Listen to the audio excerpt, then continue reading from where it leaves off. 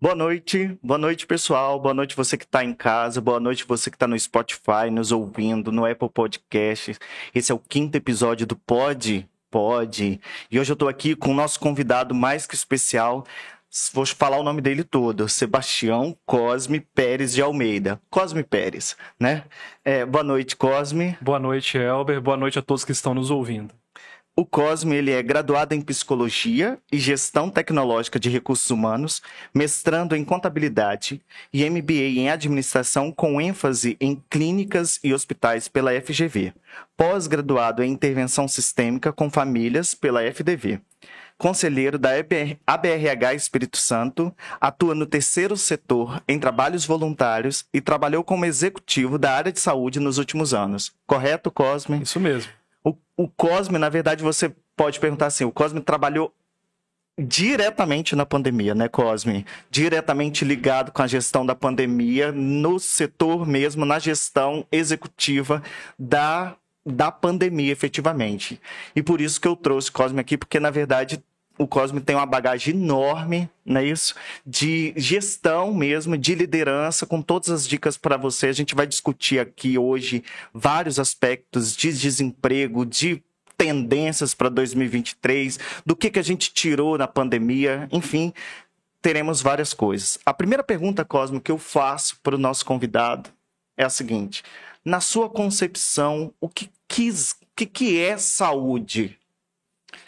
Tá, na verdade, eu acho que o conceito de saúde, ele me lembra muito uma palavra que eu aprendi na faculdade de psicologia, estudando algo que não necessariamente tem nada a ver com saúde, né? Eu aprendi em psicologia da educação um termo que é utilizado nos estudos de Piaget, em que ele usa a expressão que foi traduzida para o português como equilibração. E quando eu aprendi esse termo, ele passou a fazer muito sentido para mim. Porque quando a gente fala que saúde é equilíbrio, que era o conceito que eu tinha até então, é a busca do equilíbrio, ele pode ser entendido como algo quase que inalcançável, né? Porque qual é o momento que você vai estar totalmente equilibrado na sua vida? Ainda mais, né, quando nós vamos falar aqui sobre pandemia, nesse momento atual que nós vivemos, nesse contexto de pandemia, quem está equilibrado? Quem está 100% equilibrado? Ninguém, né? Ninguém. Então, acaba sendo algo como que inalcançável. E aí, quando eu aprendi esse conceito de equilibração, o que ele quer dizer, né? É a busca constante pelo equilíbrio.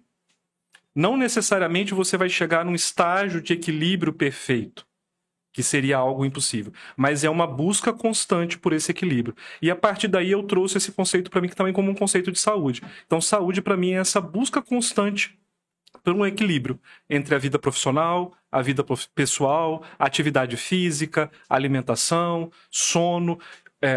Como eu disse, hoje é impossível você dizer que chegou num ponto que tudo isso está perfeitamente equilibrado na sua vida. Então, esse conceito de equilibração ele faz mais sentido porque ele passa essa ideia dessa busca constante. Muito legal, porque na verdade em episódios anteriores nós víamos falando exatamente disso, e até em alguns episódios eu falo assim, você vive... para mim é isso, né? Uma logística de ficar equilibrando o prato, né? Tem hora que a saúde emocional cai, o mental cai, exatamente. A profissional cai, o pessoal cai, e você tem que ficar ali articulando. Isso é ter saúde. Quanto mais você consegue segurar, mais sua saúde está em dia, exatamente. Digamos assim, né? Isso aí. E aí, vocês vão ver o Instagram do Cosme, o Cosme, @cosmeperes.vix. Vai aparecer aqui para vocês nos créditos aqui embaixo. E o Cosme gosta muito de correr, né? Gosto. É a paixão de correr. O Cosme corre maratona, né? Essas corridas todas aí. Cosme, e faz muita atividade física também. Como conciliar? Como que você consegue nessa vida corrida? Porque o Cosme leva uma vida muito agitada, muito corrida, né? Ele é um executivo da área da saúde, como eu disse para vocês. Como que você consegue conciliar treino, manter dieta? Como é que você consegue fazer essa gestão? Porque isso é o equilíbrio da saúde, né? Eu acho que o primeiro ponto, né, em relação ao como conseguir isso, é você conseguir identificar como que o seu organismo funciona, né? Então, por exemplo, no meu caso, eu gosto mais e eu sinto que eu consigo me desenvolver melhor fazendo atividades físicas pela manhã, né? Então, eu priorizo acordar bem cedo e vou à academia de manhã. Isso tanto pelo funcionamento do meu organismo, quanto pela minha rotina. Porque à noite eu sei que, por conta dos meus compromissos como executivo, sempre vai aparecer uma reunião, um evento social, então sempre vai ter aquela desculpinha de por que eu não fui fazer atividade física. E aí, quando eu vou às 6 horas da manhã na academia, acabou. Fiquei na academia de 6 às 7 da manhã, cumpri ali meu compromisso, e aí eu sigo com a agenda do dia, e eu sigo com essa agenda muito mais energizado por já ter feito exercício, atividade física às 6 horas da manhã. E um outro ponto é você conseguir identificar a atividade física que seja a sua paixão, aquilo que você de fato gosta de fazer, né? E que foi o que eu descobri na corrida. Né? Então, além de fazer musculação, eu corro pelo menos 3 vezes por semana, e a corrida é de fato algo que me coloca em contato comigo mesmo. Eu falo que eu consigo meditar fazendo corrida, né? Correndo e meditando, correndo e pensando no meu autoconhecimento. Então é de fato uma atividade física que me conecta comigo mesmo e que se tornou de fato uma paixão. Então acho que entender como funciona seu organismo, priorizar, estabelecer prioridade, então colocar a atividade física como uma prioridade dentro da sua rotina e identificar que tipo de atividade física de fato você gosta, você curte fazer. Bacana. E aí eu dividi o nosso, para que você entenda, eu dividi o nosso episódio de hoje em 3 blocos. Nós vamos falar de pandemia, né? Nós depois vamos falar do pós-pandemia e depois nós vamos falar de perspectiva para 2023. Então nós vamos seguindo esses assuntos para que você não se perca, tá? Vamos lá. Primeiro vamos começar com o caos, né? De repente, nós tivemos uma mudança no dia 19 de março de 2020, nós recebemos a notícia, um decreto de que estávamos passando por pandemia. Como foi esse caos para você enquanto executivo? Lidar com esse caos, ter que treinar a equipe de saúde, ter novas contratações, os medos, porque ninguém sabia o que era. Como que foi tudo isso? Eu costumo dizer, Albert, que assim, eu aprendi a fazer gestão de crise, de fato, a partir de março de 2020, e aprendi a fazer na marra, né? Aprendi a fazer fazendo. Eu já tinha lido sobre gestão de crise, já tinha feito curso sobre isso, mas teórico. Não vivido. Não vivido isso na pele. E a partir de 19 de março, a partir daquela semana em que a gente começa a viver de fato a pandemia no Brasil, começa a ter a questão do isolamento social no Brasil, e como executivo da área de saúde, que foi uma das áreas e a principal área que não parou naquele momento, foi um momento em que, de fato, eu tive que aprender a fazer gestão de crise, aprender a fazer isso na marra. E a pandemia, ela é um tipo de crise muito diferente de outras, porque ela é uma crise em que você, como executivo, você, como gestor, também está implicado nela. Sim. Não é uma crise você está dentro dela. Não né? é uma crise que você administra, que está lá acontecendo em algum ponto no mundo ou em algum ponto dentro da empresa, mas ela não te atravessa tão diretamente como o caso da pandemia. Porque ao mesmo tempo que eu estou ali cuidando de selecionar pessoas, treinar pessoas, né, atender as pessoas que chegavam no hospital, nas unidades da empresa que eu trabalhava, eu também tinha que administrar o meu medo, o meu receio de me contaminar, o receio de estar ali trabalhando, de levar a contaminação para minha casa. Então, é uma crise que, ao mesmo tempo que eu tive que trabalhar fazendo gestão dela acontecendo, eu tive que fazer a gestão dos meus próprios medos, das minhas inseguranças, porque ela me atravessava também diretamente. E mesmo na gestão, você não parou, né? Porque, assim, nós tivemos que colocar muita gente no home office, né? Sim. O mundo parou para o home office, o Brasil parou para o home office. E você não, você teve que ir para a rua mesmo, você teve que ir visitar os estabelecimentos de saúde, mesmo daquilo na qual você gerenciava, e você teve que fazer. E é um medo mesmo, porque ali estava realmente o foco, né? Sim, exatamente. Eu me recordo, por exemplo, de buscar equipamentos de proteção individual e alguns tipos de equipamentos que naquele momento ainda não eram utilizados na área de saúde e que a gente buscava esse equipamento em outros tipos de empresas, né? Então, as primeiras face shields, por exemplo, que eu adquiri, eu comprei uma loja de material de construção e que eu peguei o meu carro para ir lá para poder comprar, porque a Vitória estava deserta, as ruas estavam desertas, né? Então, eu fui de fato para o front, né, junto com a equipe assistencial, que é quem de fato estava lá prestando assistência para o paciente, mas eu, como executivo de áreas de suporte, eu tinha que estar ali também junto, dando todo esse suporte para essas pessoas que estavam atendendo os clientes. Isso é bacana você falar, porque eu vou sair um pouquinho estou na pandemia, mas eu vou sair um pouquinho da esfera assistencial. Eu vou para a esfera liderança de gestores. Ok. Como que foi lidar, porque na verdade eu acho que você, enquanto executivo, você teve que lidar também com as cabeças dos gestores, mesmo os gestores de suporte que não estavam na linha de frente, digamos assim, né? Mas que eles estavam ali também trabalhando. Como que foi lidar com isso? Como que teve a cabeça dos gestores do suporte, não da assistencial, neste período?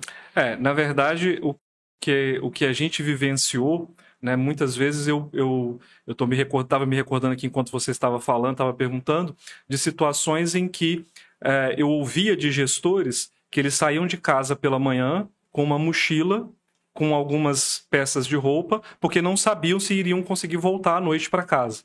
Principalmente gestores que trabalhavam dentro de hospitais, né? Então, é uma realidade, de fato, em que a gente precisou, e aí uma das áreas em que eu fazia gestão é a área de gestão de pessoas, a gente precisou dar esse suporte também emocional para esses gestores. E aí é um ponto muito interessante, porque quem exerce o cargo de liderança, muitas vezes, ele tem dificuldade de assumir perante a empresa que ele também precisa de um apoio emocional, né? Porque isso, infelizmente, na nossa sociedade, dentro das organizações, também, infelizmente, pode ser visto como uma questão de fragilidade. Né? Então, o líder ele tem receio de se abrir e dizer que ele está passando por um momento, por uma questão de saúde mental, porque ele pensa que aquilo pode ser entendido pelo RH ou aquilo pode ser entendido pelo diretor dele, pelo chefe dele, como uma fragilidade. Então, isso torna muito mais difícil a gente trabalhar essas questões emocionais dentro da liderança. Com o passar do tempo da pandemia, eu percebo, pelo menos dentro da minha realidade, que isso foi se tornando mais fácil. Até porque não foi uma crise que durou 60 dias. Que durou como 90 todo mundo dias, esperava, como né? todo mundo esperava. Então foi uma crise que perpassou por muito tempo. E, aliás, nós ainda estamos em pandemia, né? A OMS ainda não decretou o término da pandemia. Existem ainda variantes que aparecem a cada momento do vírus. Então, acho que essa longevidade da pandemia fez também com que as lideranças se abrissem um pouco mais, porque foi pesado. Né? Foi muito pesado. Então, se não se abrissem para também se tratar, cuidar da saúde mental, conversar sobre isso, seria muito mais difícil trabalhar isso junto com as equipes. E o que você acha que um líder, como um todo, né, das corporações como um todo, né? Não digo só as corporações que você esteve ligado à saúde, mas eu agora me refiro ao Cosme Pérez, gestor de pessoas, né? Quais são os grandes proveitos que um líder ele consegue tirar após esse período de pandemia? Acho que muitos aprendizados. Acho que além dessa questão, como eu já falei, da saúde mental, né, que é uma questão que atravessa todos e que aí o líder também ele tem que se perceber, né, nessa questão de saúde mental. Acho que um outro aspecto muito importante que fica para a liderança, que fica para a gestão, é como lidar com planejamento. Né? Porque a gente tinha uma forma de lidar com planejamento dentro das organizações até 2020 e ela hoje já não faz muito mais sentido. Já está obsoleta. Já está obsoleta, porque aquilo que a gente conseguia prever e a gente estabelecia um planejamento estratégico e ele era algo que até poderia sofrer algumas pequenas alterações, mas era algo que se se perpetuava ao longo de um ano ou ao longo de 2 anos, quando a empresa ela faz esse planejamento por mais tempo. Com a pandemia, a gente teve que aprender, os líderes tiveram que aprender a fazer gestão do imprevisível. Do caos. A fazer a gestão do caos, a fazer a gestão de um planejamento que ele servia para o hoje. E amanhã você provavelmente poderia ter que se replanejar. Então, acho que isso também gerou um aprendizado muito grande de desenvolvermos ainda mais essa flexibilidade para a mudança, essa flexibilidade para o inesperado. Né? A pandemia ela traz essa questão do inesperado. Um outro aspecto que eu acho que foi muito importante, pensando na gestão de uma forma geral, para qualquer tipo de organização, é a questão do trabalho híbrido, do trabalho remoto. Né? Isso gerou um grande aprendizado para os líderes e para as empresas que ainda não faziam esse tipo de trabalho. E no Brasil, né, muitas empresas não adotavam até então esse regime de trabalho. E isso gerou uma necessidade de reaprender. Né? Como fazer gestão de uma equipe em que você não está na sala todos os dias com essa equipe?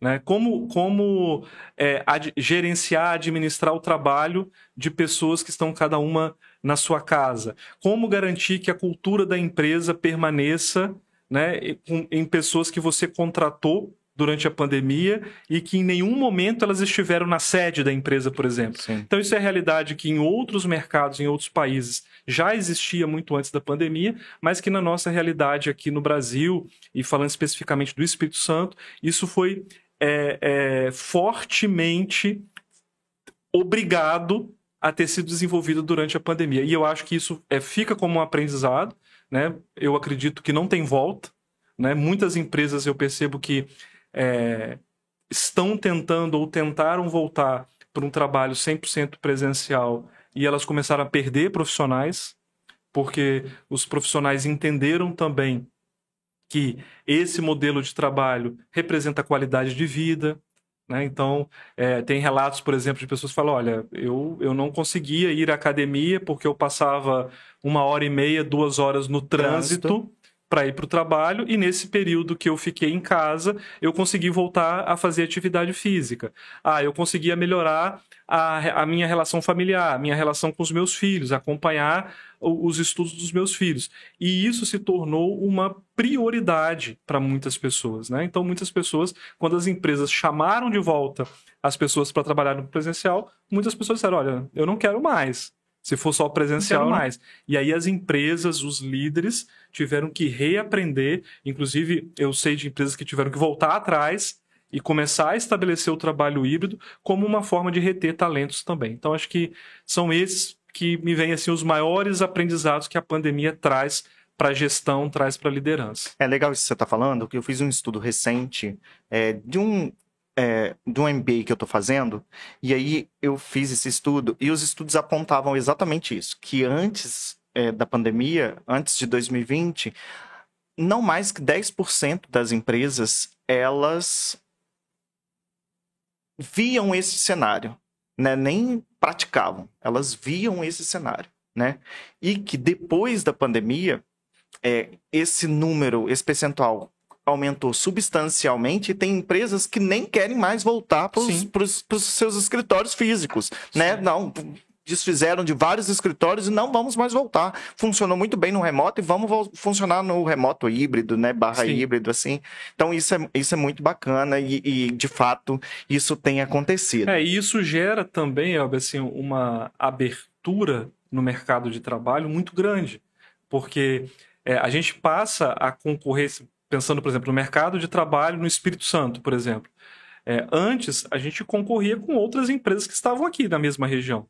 Hoje, eu estou concorrendo com empresas na Europa. Sim. Com empresas nos Estados Unidos. Então, eu já ouvi história, por exemplo, de profissional que trabalhava, por exemplo, na minha equipe de tecnologia da informação e que ele estava participando de um processo seletivo para trabalhar numa empresa em Portugal. E que ele, daqui de Vitória, ele estaria trabalhando em Portugal e recebendo em euro.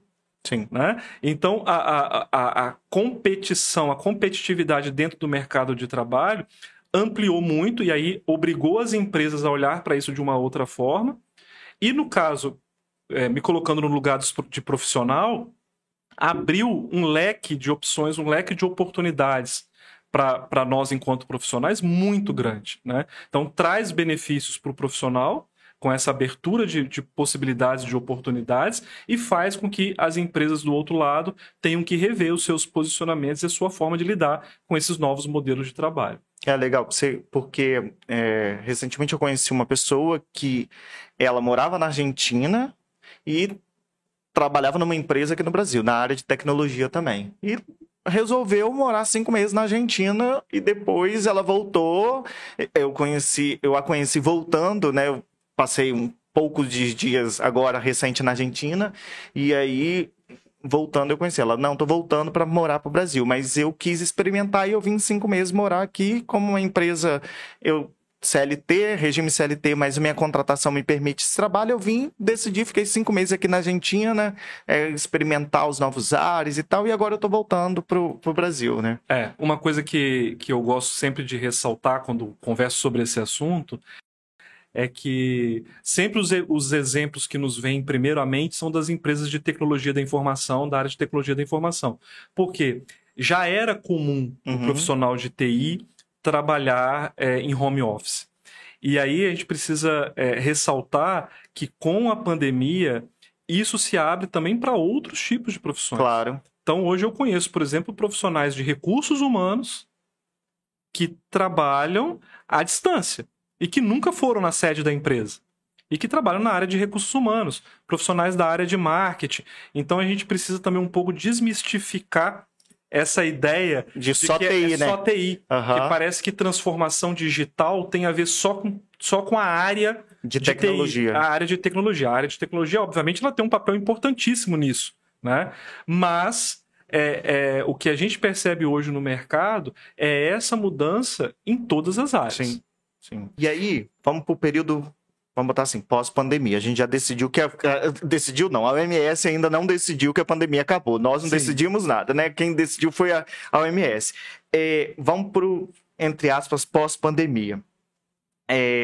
Qual a sua percepção em relação à saúde mental das lideranças? Você já começou a falar mais ou menos aqui, mas qual é a sua percepção hoje da saúde mental deles? A minha pergunta, só antes de você responder, a minha pergunta foi porque, na verdade, eu sei que o seu mestrado é exatamente nesta área. Sim. Né? Você está fazendo mestrado na FUCAP e é exatamente nessa área. Você faz essa análise da percepção da saúde mental das pessoas que estiveram na linha de frente, das lideranças. Qual que é a sua percepção hoje? Tá. Eu sempre quando eu falo sobre essa questão de saúde mental no trabalho, eu gosto de voltar lá no início dos anos 2000, quando já se falava que em 2020 as questões de saúde mental seriam as principais questões de afastamento das pessoas no trabalho. Isso em 2002, 2003, 2004, já existiam estudos que falavam que 2020 esse seria o maior motivo de afastamento das pessoas do ambiente de trabalho. E não se pensava naquele momento em pandemia, que nós estaríamos em 2020 vivendo a pandemia. Então a questão de saúde mental, ela já era uma questão colocada muito antes da pandemia.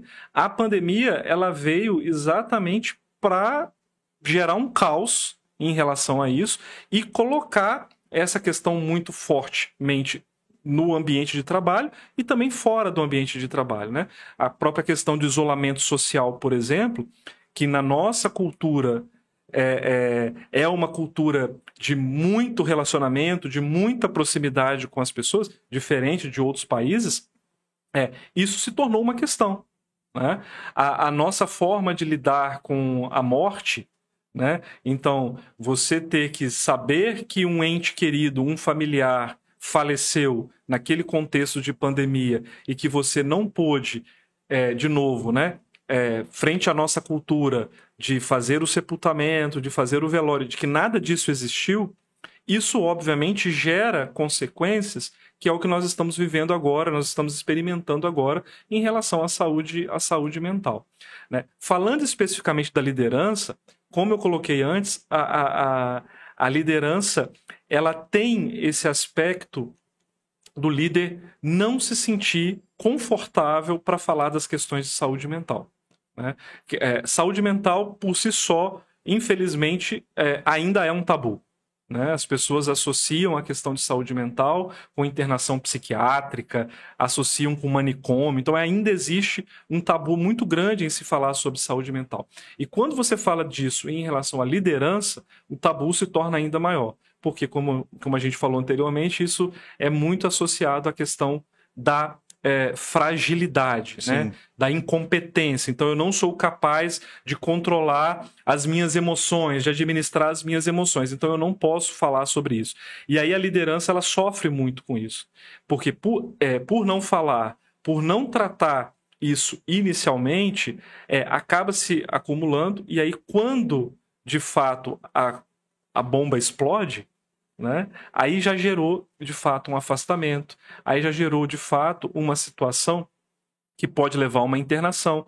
Mas por quê? Porque lá no início, lá quando começou, ela não foi tratada, né? Então, a liderança ela tem muito mais forte do que qualquer outra categoria, vamos dizer assim, dentro da organização, essa dificuldade de falar desse assunto, de tratar esse assunto com tranquilidade, de tratar isso como algo que, de fato, precisa ser falado, precisa ser conversado e que quanto antes for falado, quanto antes for conversado, é melhor, né?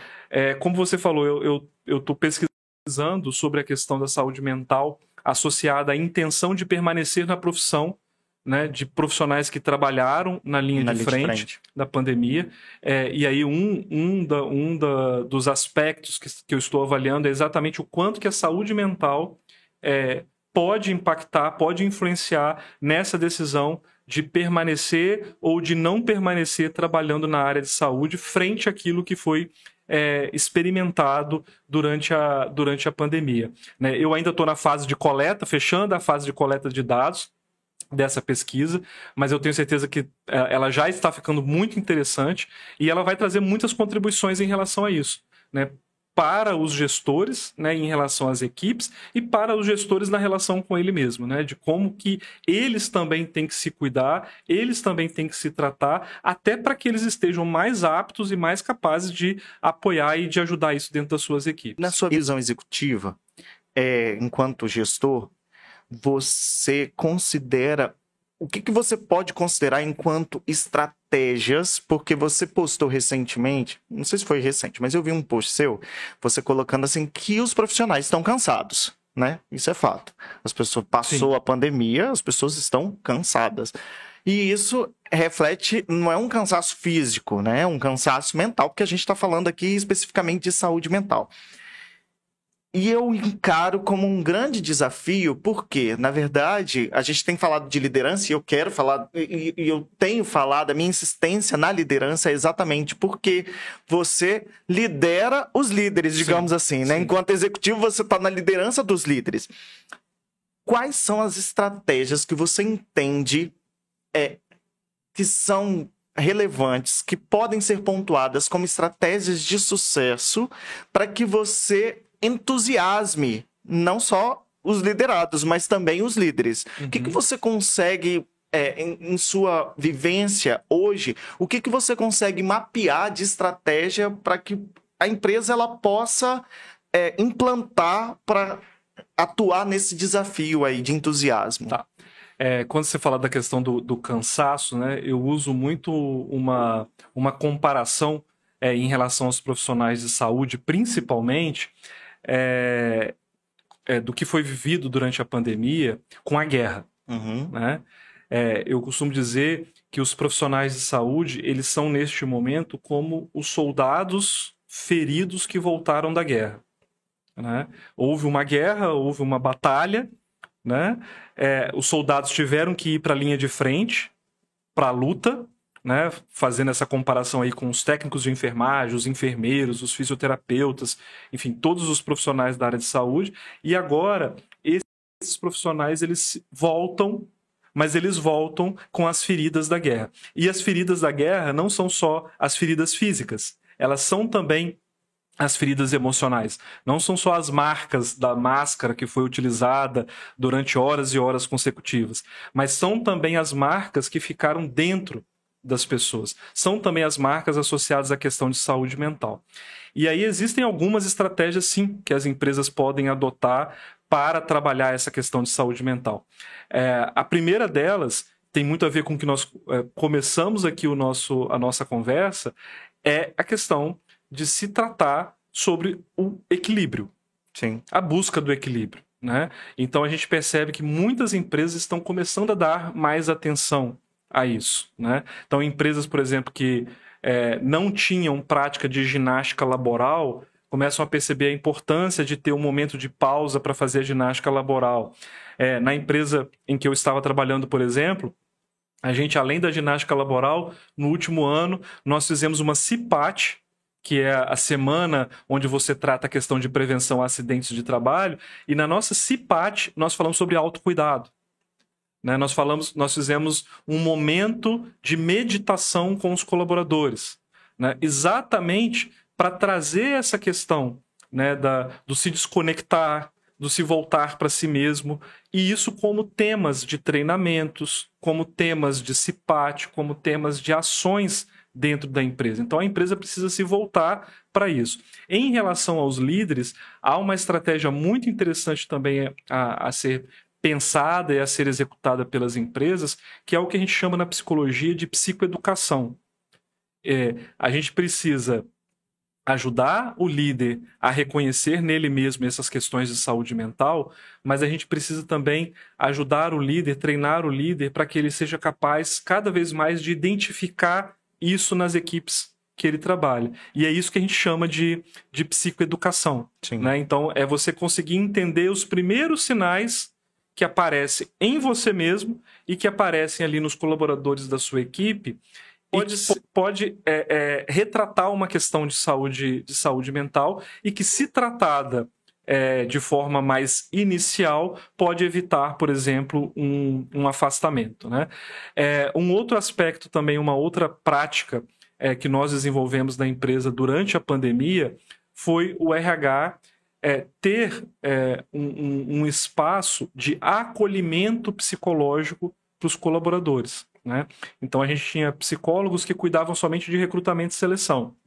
Então nós reorganizamos o recrutamento e seleção e pegamos uma psicóloga da equipe para fazer o acolhimento psicológico dos colaboradores. Né? E aí esse acolhimento, obviamente, não é fazer todo o processo terapêutico, mas é receber, acolher, escutar e encaminhar. Receber, acolher, escutar e dar algum tipo de direcionamento. Né? Então, tudo isso são estratégias, né, que as empresas elas precisam começar a pensar sobre isso, né? Porque, como a gente falou, cada vez mais o adoecimento mental vai se tornando motivo de afastamento, né, dos colaboradores. Não dá para fechar os olhos em relação a isso. Então, as empresas precisam rever estratégias de treinamento, estratégias de desenvolvimento, esses eventos como CIPAT, no caso de hospitais, por exemplo, tem Semana da Enfermagem, é momento para você falar sobre esse assunto, é momento para você tratar de questões de saúde mental, porque quanto mais isso for tratado, quanto mais isso for discutido, mais as pessoas elas vão perceber os cuidados que elas precisam ter com elas mesmas. O que você falou me remete a uma situação que eu fiquei me questionando há algum tempo e não está nem no nosso roteiro, mas eu vou perguntar para você, que é o seguinte, burnout ou burnout? Burnout. Então, o burnout, né? O burnout, ele apareceu, hoje se fala muito de burnout. Você vê muitas questões, muitas matérias, enfim, está muito na mídia o burnout. Você atribui a um olhar mais criterioso da empresa, como essas estratégias que você está falando, na verdade ela é um gancho, a sua resposta foi um gancho para a minha pergunta. Você atribui a esse olhar mais estratégico ou, de fato, as pessoas começaram a desenvolver burnout por conta da pandemia, ou o psicodiagnóstico, se eu tiver errado, você me fala, o psicodiagnóstico começou a ter mais clareza do que é o burnout e aí conseguiu se evoluir no diagnóstico do profissional que tem burnout. Tá, eu acho que é tudo junto e misturado, sabe?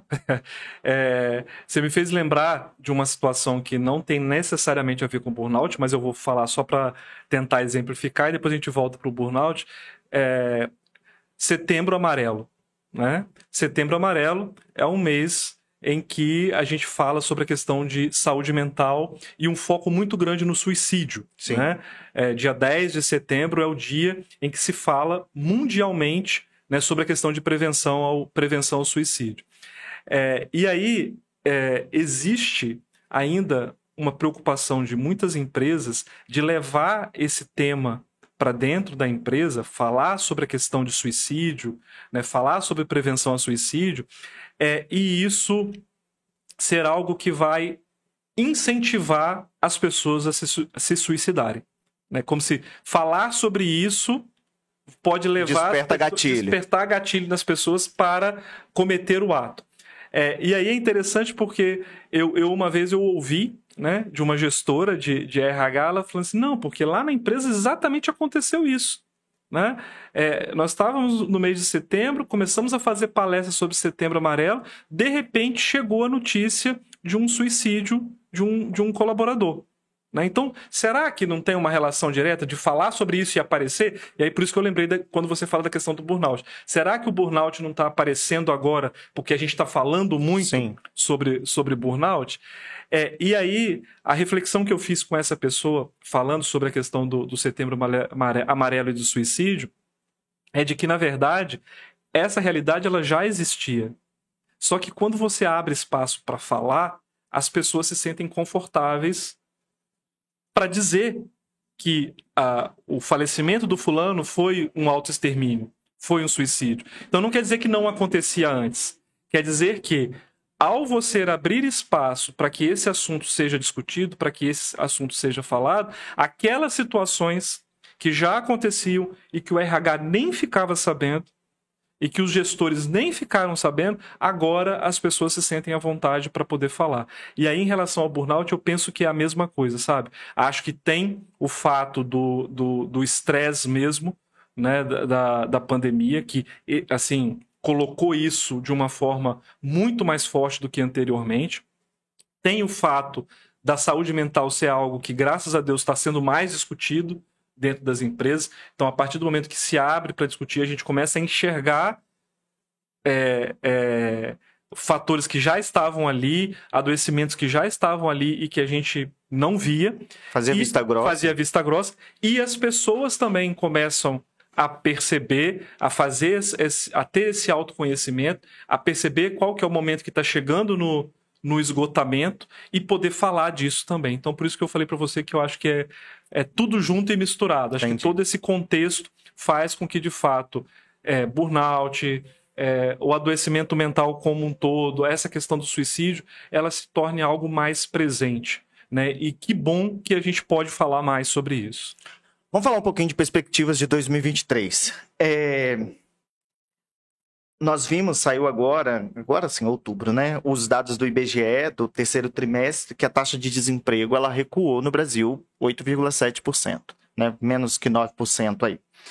O que esperar para 2023 em termos de perspectiva de trabalho?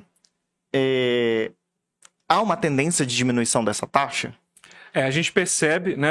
O desemprego ele bateu aí já até mais do que 15% no Brasil. E a gente percebe que ao longo dos últimos meses, do último ano, essa taxa ela vem caindo e agora ela está aí no percentual abaixo de 9%. Então, existe sim uma tendência de continuar caindo o desemprego no Brasil. A gente percebe essa retomada da economia, principalmente muito associada à questão da transformação digital. A gente linka aqui com aquilo que a gente falou antes da área de TI e de outras áreas que estão explorando mais esse mundo digital. E isso é interessante porque quando você fala que a taxa de desemprego está em 8,7%, algo nesse sentido, menos de 9% no geral, quando você olha o desemprego em profissionais que são considerados profissionais qualificados, esse percentual cai para em torno de 4,5%. Ou seja, hoje o mercado está muito aberto, principalmente para os profissionais mais qualificados. Sim. Né? Porque esse mundo digital, né, esse mundo em que o e-commerce ele passa a substituir a compra física, né, lá no estabelecimento físico, a pandemia ela também acelerou isso muito fortemente, isso também veio para ficar, isso exige também para esse mercado, para esse mundo, profissionais mais qualificados. E aí eu volto naquilo que eu disse antes. Não é só o profissional de TI. Eu preciso do programador, eu preciso do desenvolvedor que vai lá desenvolver o site, que vai desenvolver o aplicativo, que vai gerenciar o aplicativo, que vai administrar o site. Preciso. Mas eu preciso também do profissional de marketing que entenda de marketing digital. Claro. Eu preciso também do profissional que cuida da experiência do cliente, mas que vai pensar agora a experiência do cliente no mundo digital. Né? A gente hoje compra não só por aplicativo, mas a gente já compra por rede social. Então, Sim. como me relacionar com esse cliente de rede social? Então, eu percebo que há uma perspectiva muito grande para o próximo ano de redução ainda maior do desemprego, e a gente vai sentir essa redução muito mais fortemente nessas vagas, nessas oportunidades que exigem uma qualificação maior. Recentemente eu até falei numa entrevista que eu dei para uma emissora de TV que no Espírito Santo tem um ponto também muito específico, que é a questão de logística. Né? Nós estamos aqui no Espírito Santo numa área em que já há muito tempo era muito valorizada pela logística em função de a gente ter um porto. Tem o aeroporto, tem ferrovia, tem rodovias. E nesse aspecto, né, dessas oportunidades para 2023, pensando também nessa questão da transformação digital, na compra virtual, né, nessa relação de consumo virtual, o mercado de logística ele também tende a ter mais oportunidades. Porque aquilo que você compra pela internet precisa chegar na sua casa. Claro. Né? E aí, se precisa chegar na sua casa, precisa de uma empresa de logística por trás disso que faça com que aquela mercadoria que você adquiriu através de um aplicativo, que você adquiriu através de uma rede social, chegue até a sua residência. Então, a gente vai também perceber aí um aumento de oportunidades de trabalho nessa área de logística. E dentro desse MBA que eu estou fazendo, que eu falei para você, tem uma coisa que eles comentam muito, que nesse sentido, que é o tal do omnichannel, né? Que agora as empresas, o omnichannel é justamente a logística. O cara compra na rede social, mas ele quer buscar na loja física, né? Ele compra na loja física, mas ele quer que chegue na casa dele, né? Ou ele tá ali acessando, tá no aplicativo.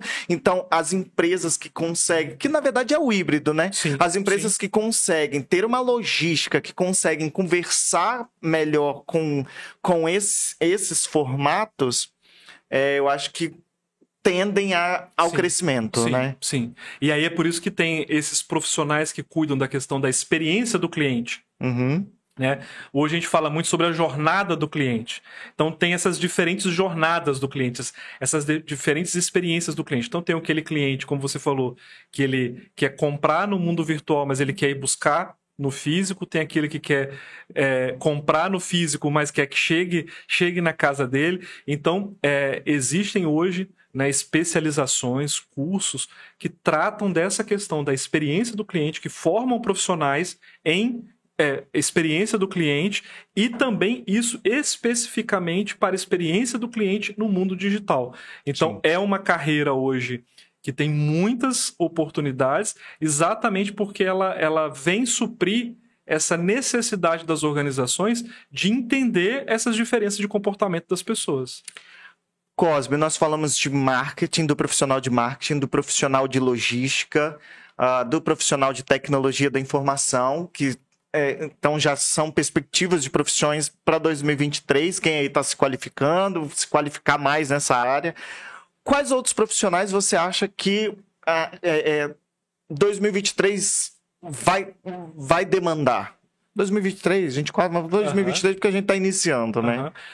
Assim, eu entendo, Elber, que de uma forma geral, a gente vai assistir, né, uma aceleração, né, do emprego pelo aquecimento da economia, né? Uhum. A gente vive ainda um momento de adaptação à mudança política, né, dentro do país, então existe um clima ainda de um pouco de incerteza em relação às questões políticas, mas a gente percebe que as empresas, em função da retomada, né, da economia por conta do arrefecimento da pandemia, elas, mesmo com esse receio em relação às questões políticas, elas estão em crescimento, né? Então eu percebo que, por exemplo, a área comercial, mesmo a área comercial presencial, é uma área que tende a crescer no próximo ano, óbvio, né? O foco maior está sendo para esse mundo digital, né? Para as compras através desse mundo digital, como eu falei, mas também o presencial ele volta a crescer ao longo desse ano. Então, acho que todas as áreas, né? Pensando no aquecimento da economia como um todo, acho que todas as áreas elas vão contribuir para que esse percentual do desemprego ele caia ainda mais no decorrer dos próximos meses. Na sua vivência também, me veio aqui à mente agora, na sua vivência também, como você falou muito bem da questão da quebra, vamos dizer assim, da quebra de fronteiras, né? Não existe mais fronteiras, não existem mais fronteiras. A gente está em qualquer lugar hoje, em qualquer lugar do mundo nós conseguimos entender justamente por causa da transformação digital. Internet, enfim, várias outras formas, metaverso hoje, né? Já temos metaverso.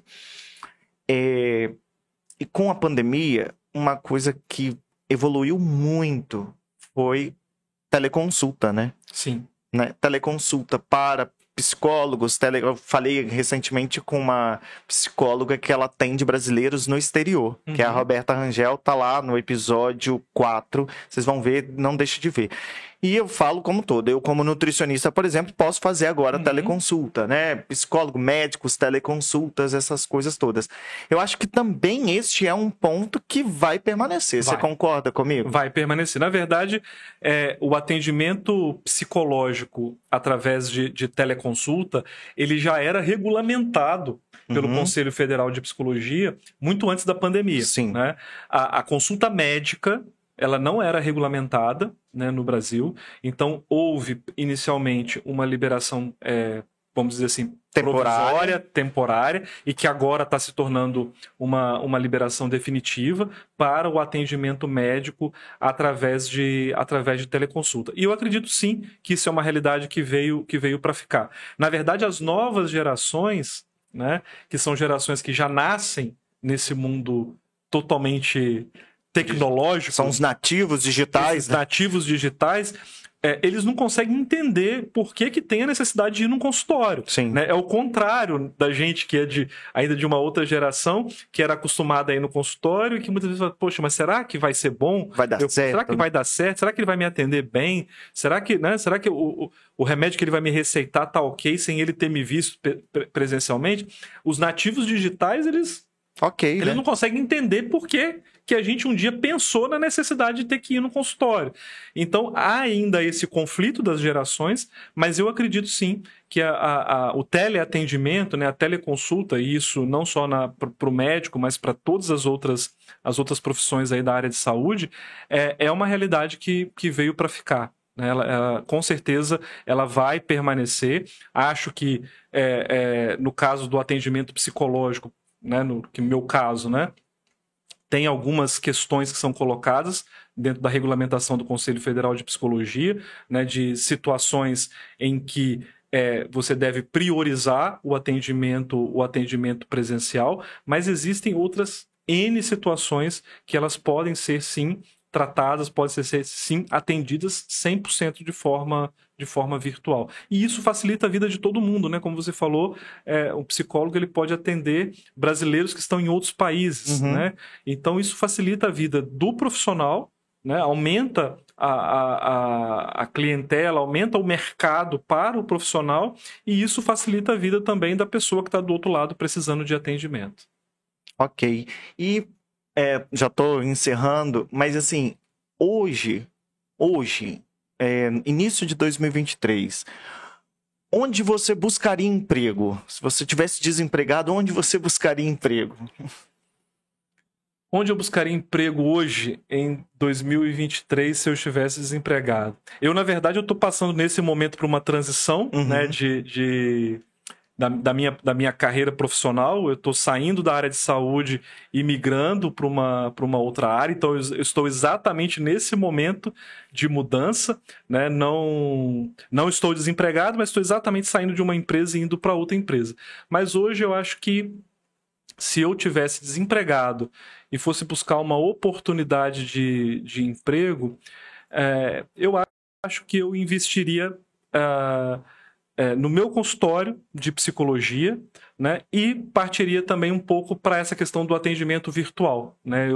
Eu investiria nisso, que é algo também que é a minha praia, eu gosto muito de fazer, de me dedicar também ao atendimento em consultório, o atendimento clínico de psicologia. Então, acho que eu investiria nisso. É um mercado também, quando a gente fala, né, que a saúde mental é a questão do momento, a busca por profissionais de psicologia, ela também tende a aumentar. Então, pensando nesse nicho de mercado, eu acho que eu investiria aí no atendimento clínico como psicólogo, seja de forma presencial e de forma virtual. E eu queria que você deixasse uma mensagem, alguma coisa que eu deixei de perguntar, que você gostaria de falar, que você gostaria de passar para quem está escutando ou vendo a gente pelo YouTube.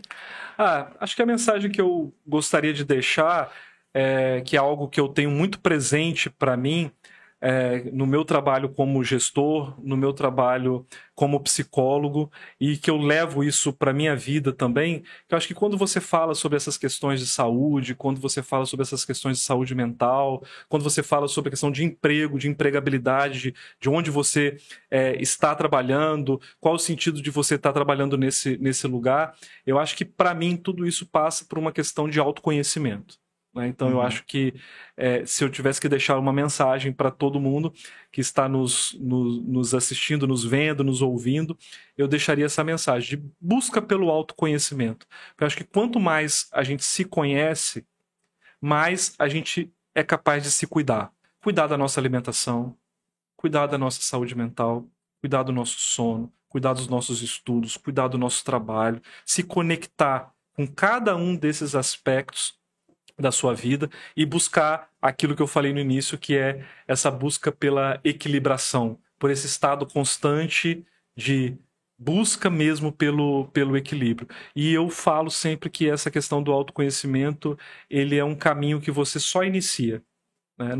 Também não tem um momento em que você fala assim, pronto, agora eu já me conheço totalmente, eu não preciso fazer mais nenhuma busca dentro de mim mesmo, de nenhum aspecto que eu desconheça. Isso não existe. Não vai chegar esse momento. Não vai chegar esse momento, né? Não vai chegar. Então, o autoconhecimento é um caminho que a gente começa e não para, né? Então, acho que essa é a mensagem que eu deixaria, assim, como algo que me conecta com os meus propósitos, com a minha missão de vida, com o meu trabalho e com a vida de uma forma geral, né?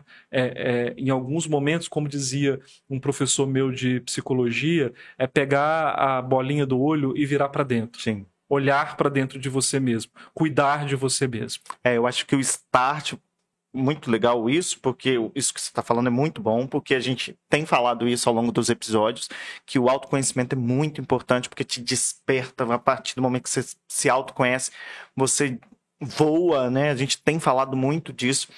Tem um livro que eu gosto muito, que eu vou até indicar quem está buscando, né? Tem um livro que, na verdade, foi o que me despertou, que é para a necessidade do autoconhecimento.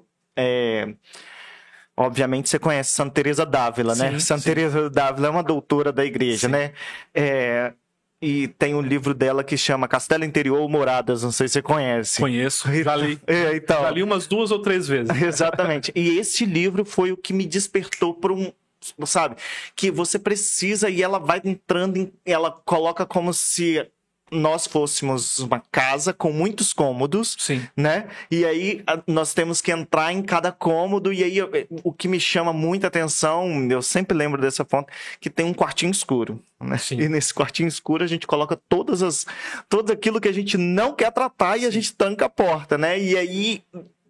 durante o livro ela faz esse convite a visitar esse quarto escuro, Sim. né? A abrir e visitar esse quarto escuro. Então também fica a mensagem também que eu acho que é um livro muito bacana para ler, para o despertar da necessidade do autoconhecimento, quem gosta de leitura, né?